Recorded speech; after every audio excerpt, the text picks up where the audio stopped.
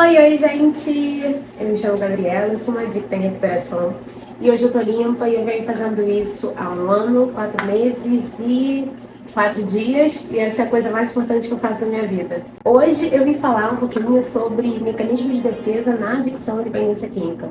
Os mecanismos de defesa eles são usados para as pessoas defenderem o uso, né? Defenderem o uso das substâncias.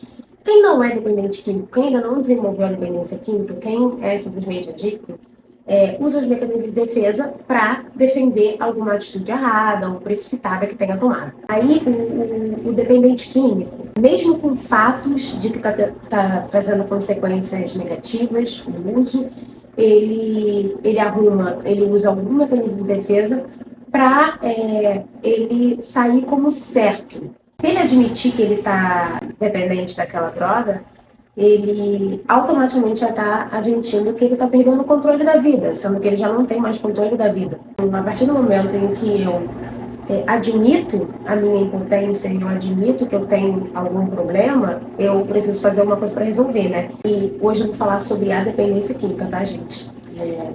Sobre os mecanismos de defesa na dependência química. O primeiro mecanismo de defesa que a gente vai falar é a ligação, né? Que é o mais normal de todos, assim, né? Antes do dependente químico se aceitar dependente químico, ele está lá na negação, né?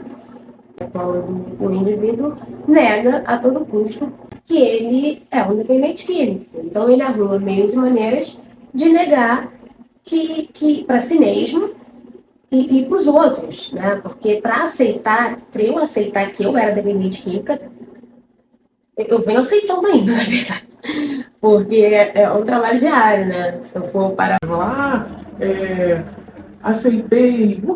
Não aceitei completamente ainda. Assim como eu também não aceitei completamente minha diabetes. Eu também venho me tratando diariamente, né? O melhor que eu posso. O dependente químico, ele nega ser um dependente químico porque ainda não vê problema, ou ele está tentando manipular. Então não existe aquela negação comigo e para com os outros também, né? Meus familiares, quando chegam e falam assim, cara, tá passando do limite, hein? E aí eu pego e falo assim, cara, não. Eu postei até um vídeo, sobre isso, né? Não, isso aí é uma fase, vai passar. Eu tô, tranquilo, é só uma, de vez em quando. Né? Enfim, aí fica negando e minimizando e usando. Porque todos os mecanismos de defesa têm muita coisa parecida, assim. Claro, quando uma pessoa, por exemplo, está negando, você vê que ela está negando. Quando está justificando, você vê que ela está justificando, mas todos estão muito interligados, assim. E o segundo que a gente faz é a justificação. A justificação, ela fica no passado. Eu justificar o meu uso de alguma forma. Eu quero beber porque meu trabalho tá me estressando muito. Então eu preciso beber uma cerveja, sabe?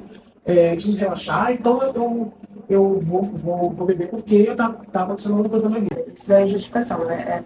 Aí também tem outro exemplo, que eu usava muito, inclusive.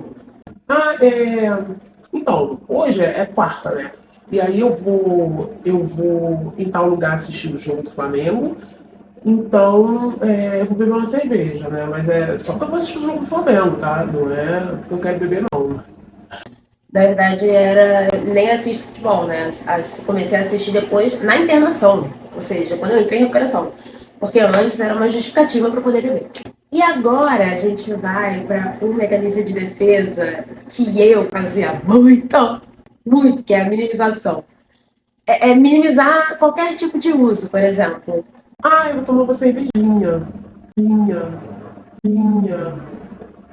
Cervejinha?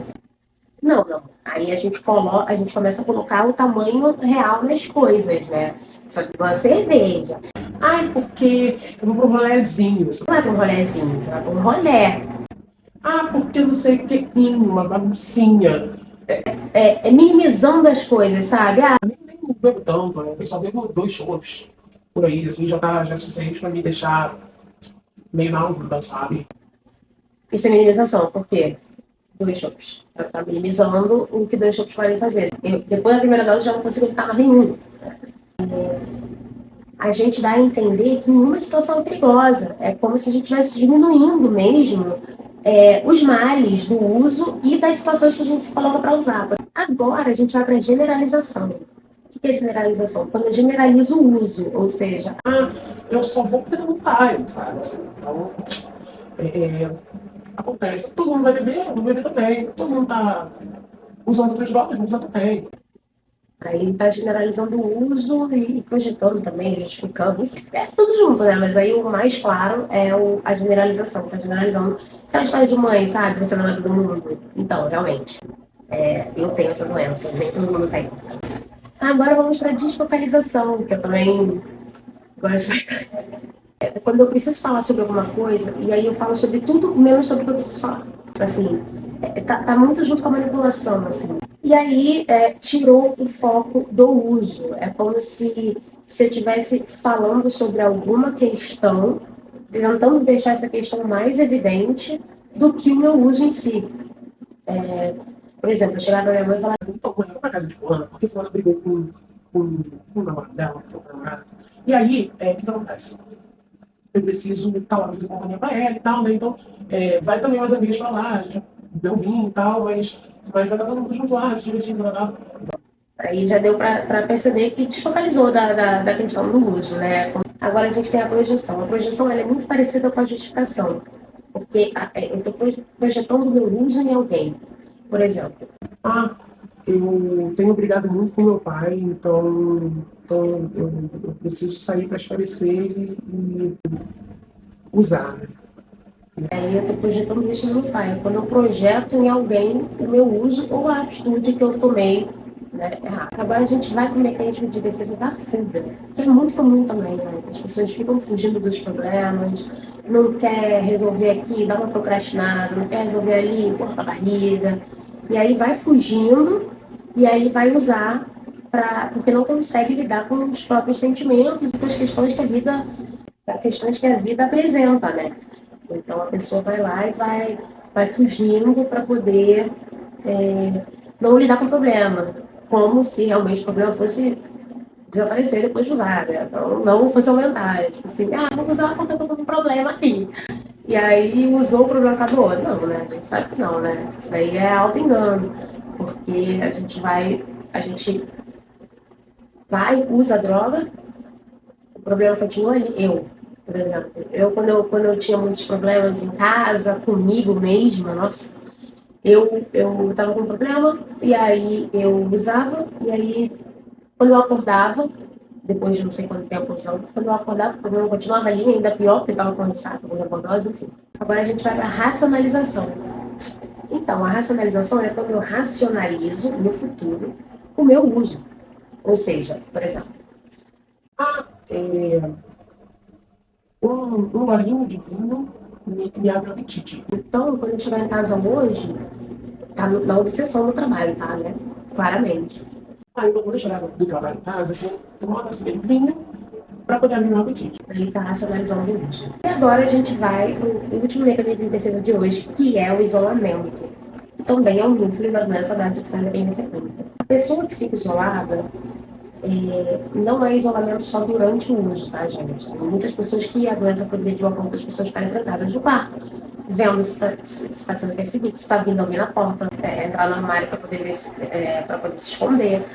Isso também é isolamento durante o uso. Aí tem o isolamento pré, né, que é lá na obsessão, quando você está planejando usar, né, que fica aquela coisa, quando está indo comprar, que aí tem, você tá, né, eu sempre fazia isso tudo sozinha, e aí eu comprava, e aí a preparação, quando eu usava, e o pós, né, a rebordosa ressaca, que eu estava sempre sozinha, porque eu odiava ficar de ressaca e rebordosa com as pessoas falando, eu não ouvi muita gente junto comigo, eu gostava de ficar vomitando no meu canto, deitada ali durante 2 dias, sem ninguém encher o meu saco, porque se alguém viesse falar alguma coisa, eu surtava, né? A pessoa que está em isolamento, além do isolamento no uso, ela também se isola por dentro, ou seja, ela não expõe sentimentos, não conversa sobre as suas questões. Então, sem conversar sobre as suas questões, não tem como ser ajudado, né? Que no caso também é uma característica muito aditiva, que é a autossuficiência, né? Não pedir ajuda, não falar como se sente, porque ninguém tem bola de cristal, então não tem como a pessoa adivinhar o que eu tô sentindo se eu não falar pra ela. Então, eu no meu isolamento eu prefiro guardar para mim, até porque ninguém é obrigado a ficar ouvindo meus sofrimentos, etc. E afim. Então, eu guardava as coisas muito para mim. Mas isso é passado, gente, porque hoje em dia meu zap tá cheio. Assim, sai falando, pedindo ajuda. Gente, qualquer coisinha eu já tô ligando. Me ajuda, pelo amor de Deus. Porque eu sei que eu posso, mas eu não posso sozinha. Eu quero agradecer por todos que estão me seguindo nas redes sociais. Vou deixar elas aqui, no lugar onde eu for editar. Obrigada. Eu tô na casa do meu namorado. Mas é isso. Eu quero agradecer a todos pelo carinho.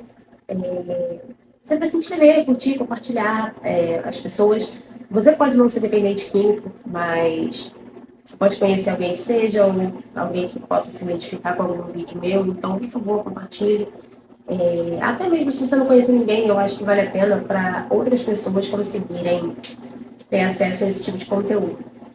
E é isso. O que eu desejo para mim, eu desejo para todos uma porrada de 24 horas e continua rodando, que o segredo está no próximo vídeo.